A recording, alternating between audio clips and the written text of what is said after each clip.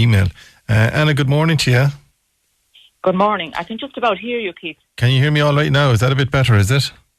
Just about. Just about. But can you hear me? You can hear me definitely, so you can. As long as I can hear you and Casey Donohue, I really don't mind.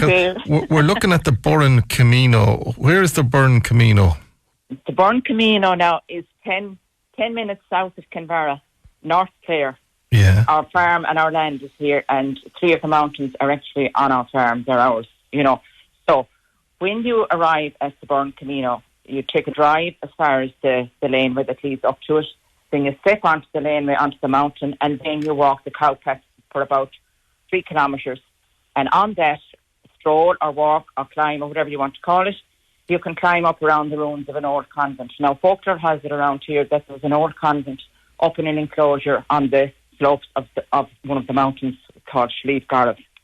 Mm-hmm. And in that, I'll explain to you all about it. It has connections to Kirkham Abbey and the Cistercians, and in it you'll see the walls of the old convent. Can you still hear me, Keith? I can hear you perfectly, so I can, yeah. I'm hearing nothing. You should hear me, but you shouldn't hear yourself. Okay.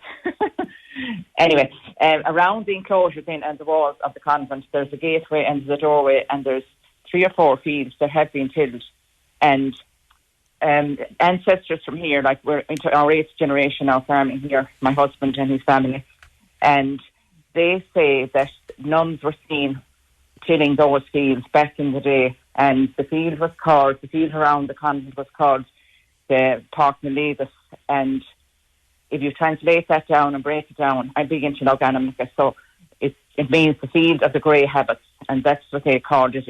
Wow. They saw the nuns tilling the fields, and they wore grey habits, and they were connected to the Cistercian order in Kirkham Row, which is just over the hill. And again, it's on private land, so there's absolutely no problem with it. And how long does the Burren? How long does the Burren Explore Camino walk? How long does it last for? Now the walk takes 3 hours, but you can have it longer if you want to, and if you want to climb to the top of the mountain as well. Every walk is tailored to what you want. Like, it's an ideal family day out. You can bring a packed lunch, bring a bottle of cold tea, as we do to go to the bog. I know. Hang on a second there. We were posh. We brought the kettle to the bog with us, so we didn't. Well, we did too. Yeah. No, yeah. Anna Casey, don't be playing that cold tea card for me now at all. There were flasks when you were growing up as well. Where can they get further details on the Burren Explorer Camino? So my number is 087 655 6449, and my email is KCCASEY D for Donohue @gmail.com. And the website is www.burnexplore.ie. It's a lovely, lovely idea. When I saw Burren Camino, when I came in first, I said, okay, where can I fly to and land? But all I have to do is drive as far as Kinvara, go 10 minutes beyond it, and then I'm in the Burren Camino. And again, it's just the serenity of it. I mean, the way you... There's nothing there, Keith, that will disturb you, only the birds singing, and Christy Cunniff, the community archaeologist, was up there last week, and he was just blown away by the peace and the serenity and the tranquility, and you were talking there to your last guest about getting off the treadmill.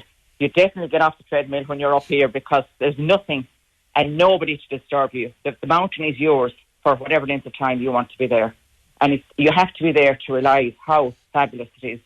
Yeah. It's nearly consuming you. It consumes you, the beauty of it and the spirituality of it, and it's a very spiritual place, because, like, as you know, St. Coleman was there, and the monks were there before our time, long, long before our time.